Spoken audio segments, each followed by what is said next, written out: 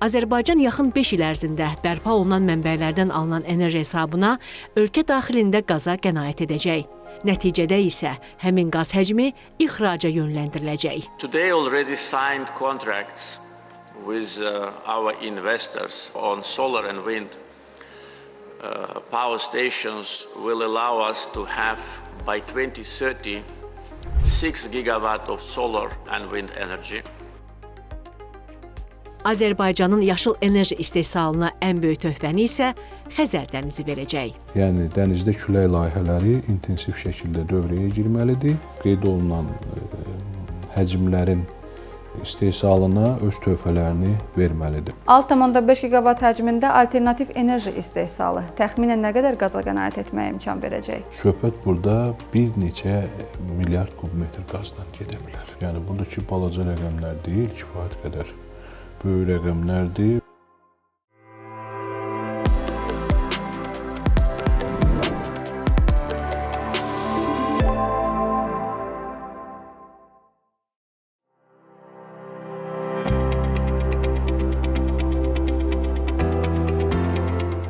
Avropanın enerji təhlükəsizliyində önəmli rol oynayan Azərbaycan aprel ayının əvvəlində onlarla ölkə və enerji şirkətlərini Bakıda bir araya gətirdi. Gülüstan sarayında Cənub Qaz Dəhlizi Məşvərət Şurası çərçivəsində Nazirlərin 11-ci və Yaşıl Enerji Məşvərət Şurası çərçivəsində Nazirlərin 3-cü iclaslarında enerji sahəsində böyük bir ərazidə gələcəyin yol xəritəsi dəqiqləşdi.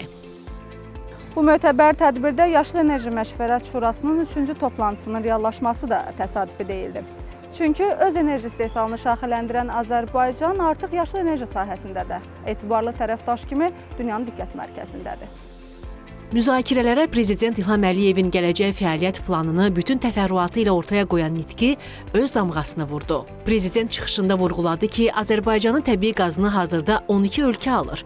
Bunlardan 10-u Avropa ölkəsidir və 8-i isə Avropa İttifaqının üzvüdür. 2021-ci ildə Avropaya ixrac edilən qazın həcmi 8 milyard kubmetr idisə, hazırda bu rəqəm 13 milyard kubmetrdir. Ancaq bu hələ son rəqəm deyil. Azərbaycan yaxın 5 il ərzində bərpa olunan mənbələrdən alınan enerji hesabına ölkə daxilində qaza qənaət edəcək.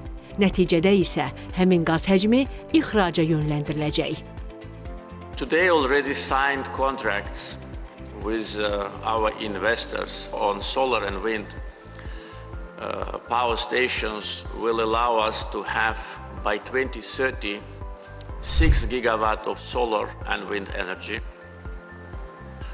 As I said, that will save a lot of natural gas, which we today use to produce electricity domestically, and that will all be available for export.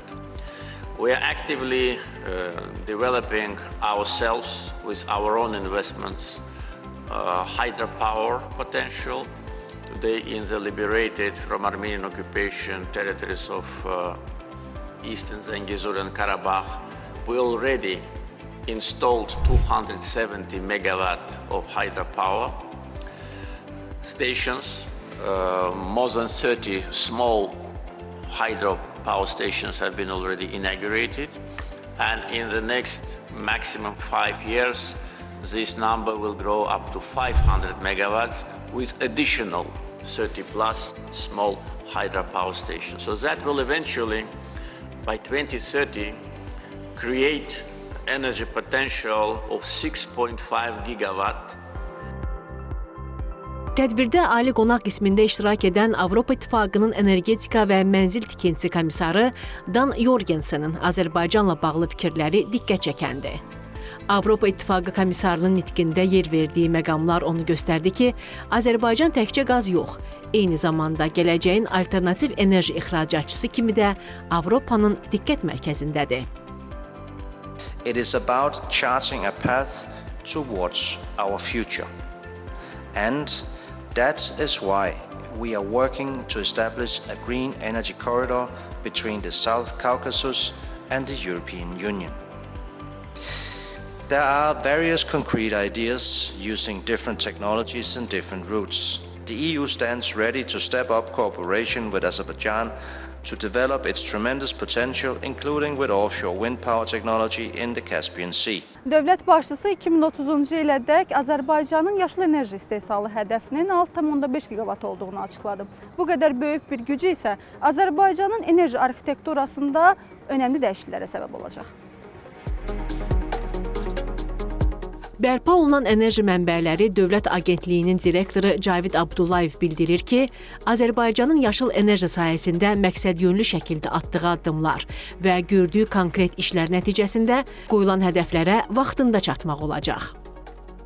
Dövlət başçısı Cənub Qaz Dəhlizi Məşvərət Şurasının son iclasında bildirdi ki, 2030-cu ilə qədər Azərbaycanın alternativ enerji istehsalı 6,5 giqavat həcmində olacaq.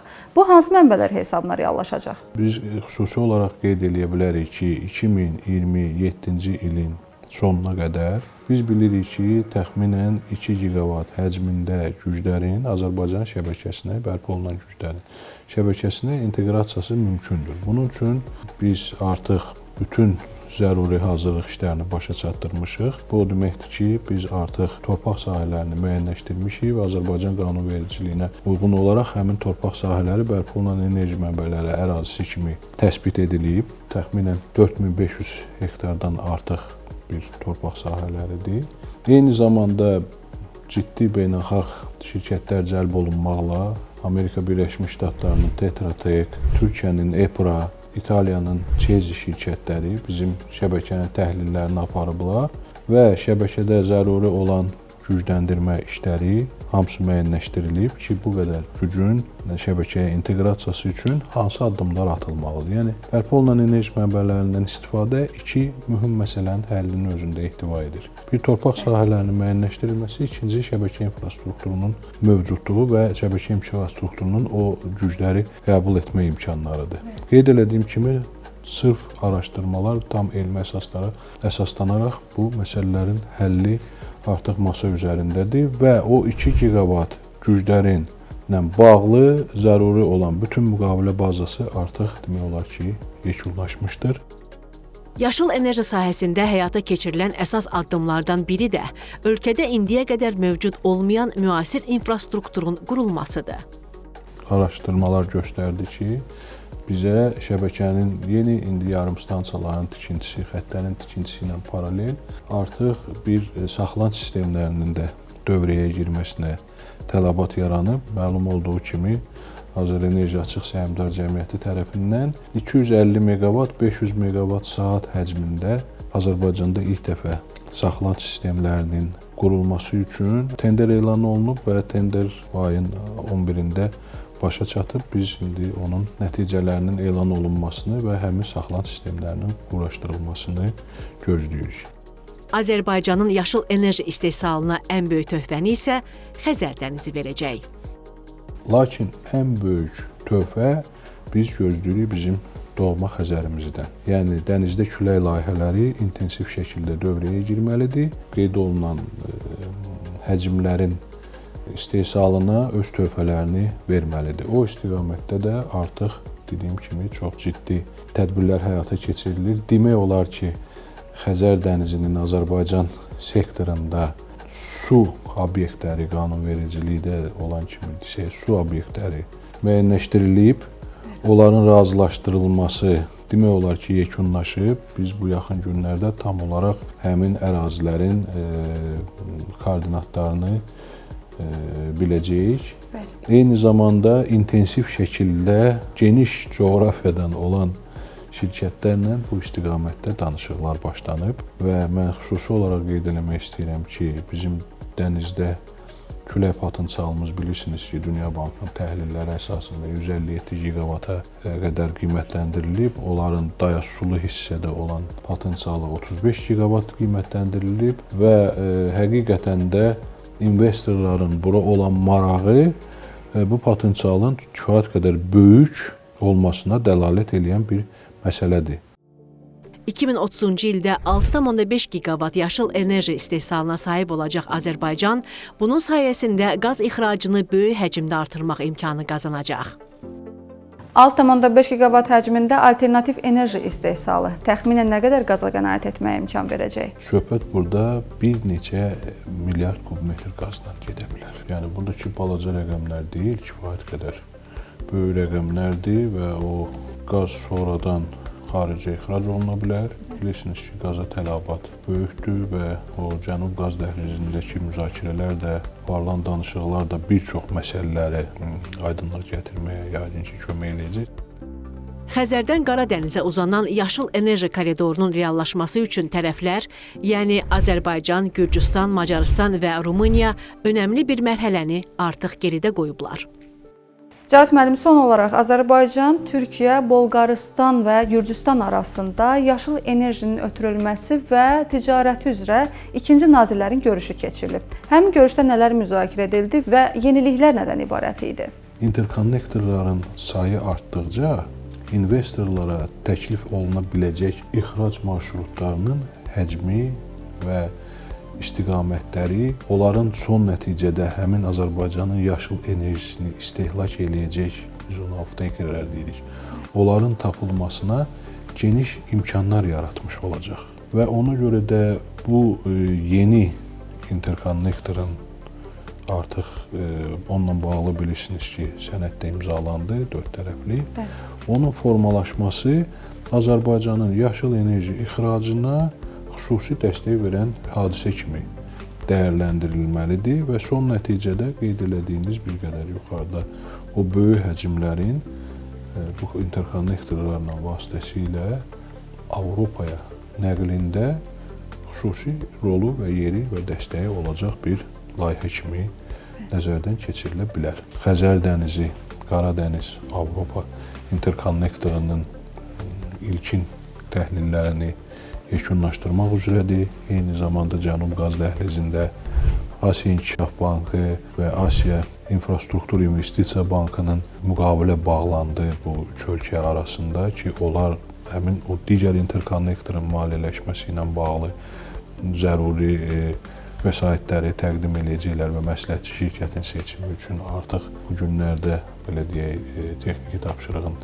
yekunlaşdırılması başa çatacaq. Eyni zamanda buna paralel olaraq Naxçıvandan Türkiyə istiqamətində ixrac marşrutlarının dünyanın ciddi şirkətlərindən biri tərəfindən təhlili demək olar ki, yekun fazaya daxil olunub, indi yekun hesabatın üzərində son dəqiqləşdirmələr davam edir. Bu baxımdan daha bir interkonnektorun formalaşması qeyd elədiyim kimi bu prosesə xüsusi töhfə verəcək.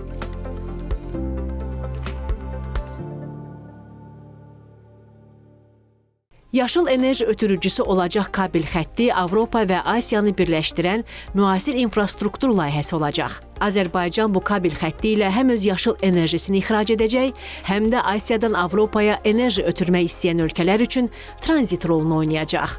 Bu isə o deməkdir ki, yeni kabel xətti şərqlə qərbi təkcə enerji ilə yox, həm də siyasi, iqtisadi əlaqələrlə də biri-birinə sıx bağlayacaq. Energetika mütəxəssisləri düşünür ki, yeni enerji ixracat marşrutunu Azərbaycan yaxın gələcəkdə daha fəal şəkildə istifadə edəcək. Xəzər dənizi, Qara dəniz və Avropa yaşıl enerji dəhlizinin yaradılmasının Azərbaycan üçün əhəmiyyəti nə olacaq? Bildiyimiz kimi Qazaxıstan, Özbəkistan və digər Orta Asiya ölkələri də deməli bərpa olunan enerji sahəsində böyük layihələr həyata keçirirlər və o da imkan verəcəkdir ki, orada istehsal olunan deməli elektrik enerjisini biz qeyd olunan dəhliz vasitəsilə biz Avropaya ötürək. Azərbaycan, Gürcüstan, Rumıniya və Bolqarıstan deməli ölkələrlə müqavilələrimiz də, hətta ilkin müqavilələr də bağlanılıbdır və bu xətt üzrə deməli Avropaya elektrik enerjisi ötürüləcəkdir. Orada da kabel çəkilişidir, hətta müəyyənləşdirilibdir, layihələr üzrə müəyyən işlər də görülübdür. 1000 kilometrdən yuxarı Qara dənizin altı ilə su altı deməli kabel xətti nəzərdə tutulubdur və 95-100 kilometrdə quru hissədə. Və dediyimiz xətt üzrə də istehsal olunan enerji Avropaya ixrac olunacaqdır. Hazırda ölkəni enerji ilə tam təmin edən Azərbaycan artıq qalan elektrik enerjisini ixraca yönəldir. Ancaq yaxın 5 ildə bu rəqəm dəfələrlə arta bilər. 2030-cu ilədək 6,5 giqavat alternativ enerji istehsalı Azərbaycanın daxili enerji balansına və ixrac imkanlarına necə təsir göstərəcək? Hazırda respublikamız üzrə orta hesabla 29 milyard kilovat saat elektrik enerjisi istehsal olunur və onun 3 milyard kilovat saatı xaricə ixrac olunur. 6,5 gigavat enerji də bura daxil olandan sonra bizim enerji potensialımız, enerji istehsalı potensialımız biraz da artacaq və istər-istəməz xaricə ixrac potensialımız əsasən artacaq. Hazırda bağlanılan müqavilələr, nəzərdə tutulan, həyata keçirilməsi nəzərdə tutulan müqavilələr o qədər çoxdur ki, ola bilər ki, biraz da deməli çox olsun. Bu bir növ o 1994-cü ildəki əsrin müqaviləsinə oxşayır. Birinci müqavilələr bağlanandan sonra və xarici investorların axını başladı neft sektoruna. İndi hazırda da bu xoş bir haldır ki, bərpa olunan enerji sahəsinə bu deməli axın baş verir. Bakıdakı son müzakirələrə 27 ölkə, 7 beynəlxalq maliyyə institutu və 42 enerji şirkətinin qatılması bu platformanın gücünün real göstəricisidir. Bu isə o deməkdir ki, Azərbaycanın həm ənənəvi, həm də yaşıl enerji sahəsindəki fəaliyyəti qlobal xarakter daşıyır.